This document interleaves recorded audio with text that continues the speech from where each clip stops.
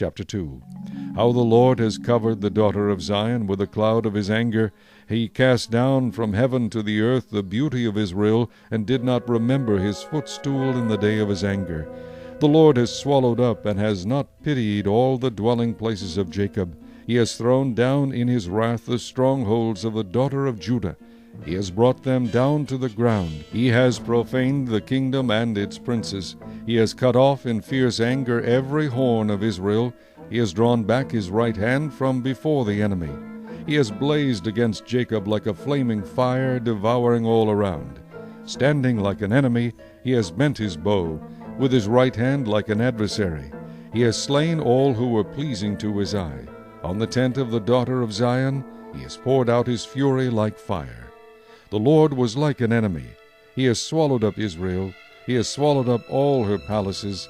He has destroyed her strongholds, and has increased mourning and lamentation in the daughter of Judah. He has done violence to his tabernacle as if it were a garden. He has destroyed his place of assembly. The Lord has caused the appointed feasts and Sabbaths to be forgotten in Zion. In his burning indignation he has spurned the king and the priest. The Lord has spurned his altar. He has abandoned his sanctuary. He has given up the walls of her palaces into the hand of the enemy. They have made a noise in the house of the Lord as on the day of a set feast. The Lord has purposed to destroy the wall of the daughter of Zion. He has stretched out a line.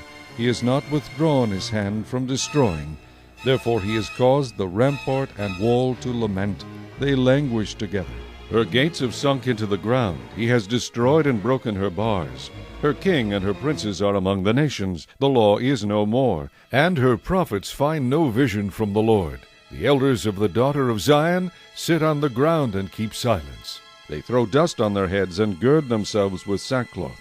The virgins of Jerusalem bow their heads to the ground. My eyes fail with tears, my heart is troubled, my bile is poured out on the ground because of the destruction of the daughter of my people, because the children and the infants faint in the streets of the city. They say to their mothers, "Where is grain and wine?" As they swoon like the wounded in the streets of the city, as their life is poured out in their mother's bosom. How shall I console you?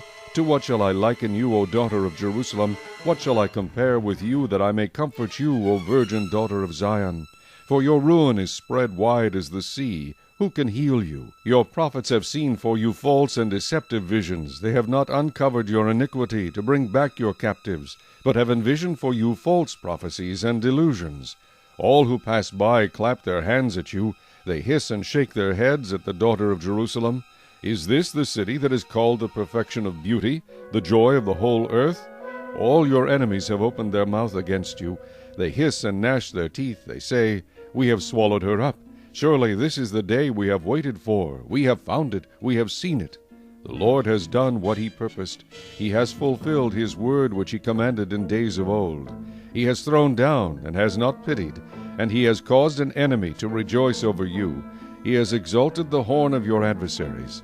Their heart cried out to the Lord, O wall of the daughter of Zion, let tears run down like a river day and night. Give yourself no relief, give your eyes no rest. Arise, cry out in the night, at the beginning of the watches. Pour out your heart like water before the face of the Lord.